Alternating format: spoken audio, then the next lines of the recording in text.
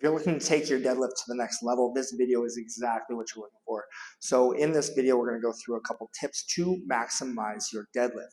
So before going into a straight bar, actually in terms of what I use with my clients, typically I'll use a hex or a trap bar deadlift opposed to a straight bar. Typically it's going to be a little bit more safe. There's a little less risk to it, and you don't need as much coordination through the body to be able to do it. However, today we're going to go through some tips here with the straight bar that can apply to both hex bar or for your straight bar deadlifts. So before we go into that, I always like to make sure that people can do a proficient dumbbell deadlift first. So again, just holding dumbbells to either side, we're just going to simply come down into a nice deadlift position, getting a nice stretch through the hamstrings, and making sure that we're not rounding forward, that we're not reaching towards the ground, that we're actually pushing our hips back. So once we're proficient with a dumbbell deadlift, then we go into the bar or the hex bar. So tip number one for your deadlift is actually going to be based off of your own personal mobility. See, a lot of people don't have the hamstring flexibility to get all the way down to where the weights are going to hold the bar up. This can be troublesome because if we're not using our hamstrings and we can't push back as far to reach the bar, we're going to round forward with our lower back. So as we're in that position, we're going to end up using our back to lift up rather than a lot of our glutes or our hamstrings. So we want to make sure that we're adjusting based off of where our hamstring flexibility currently is. Now, obviously, this is going to be an area that we can use as an opportunity to grow. We can use Romanian deadlifts to work on our hamstring flexibility, as well as a number of different exercises that maybe I'll go through in a different video. So for the purpose of this exercise, if we're coming down and we can't necessarily get down all the way to the bar, and if we sit back, we're still kind of missing it, well, what we can do, very, very easy. We just take our bar and we roll it onto some different plates to help elevate the bar a little bit more.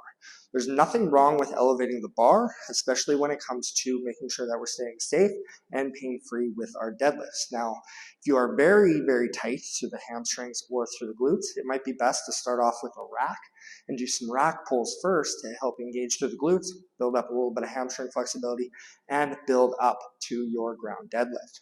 So once we have it a little bit more elevated, then it becomes much more easy to get in position and perform your deadlift. So tip number two actually is something that I just mentioned earlier in this video. It's going to be the difference between hinging versus rounding our back. So one of the biggest things that we want to do is making sure that we're ensuring that we have a nice neutral spine. So we want to make sure that we're keeping that core nice and tight. So how we want to do that, again, we want to think about bringing the rib cage towards the pelvis. Just slightly so that we don't have an excessive round in our back. A lot of times people will kind of overdo it. So as they come down, they create kind of this big arch in their lower back, which can cause just as much issues as rounding at the spine. So when it comes down to it, we really want to make sure core is engaged for almost every movement that we're doing. So one tip that I like to give is almost holding a cough. So as you cough, you hold that tension in your stomach as you're doing your reps. That's going to keep your core engaged and making sure that we're squeezing our glutes at the top of each one. Now, with that being said, we don't want to excessively round forward as we squeeze our glutes. We just want to come to a nice neutral pelvis there. But what I was mentioning before between rounding and hinging is going to be super important when it comes to our deadlift, especially on the eccentric side of things, so the lowering phase. Now, a lot of people will miss out big opportunities to make gains when they're doing their deadlifts because they skip out on the eccentric side. So our lowering phase can actually be quite important. So what we're going to do is with the bar here, as we're coming down, is we're going to make sure that we're pushing our hips back, letting that bar travel down our quads. And once it's past our knees and our point of hamstring flexibility, we just bend the knees ever so slightly, keeping our back nice and neutral. So we always want to keep our hips above our knees as we're doing this.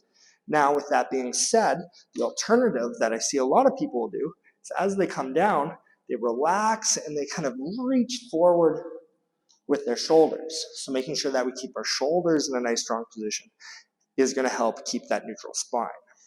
So my third tip for the deadlift is actually going to be one more specifically for the upper body. So again, we mentioned how important the shoulders are for our eccentric. It actually starts off at the beginning of the exercise. So when we're starting off the exercise, we want to make sure that we don't put all of that effort to get into a good position to waste.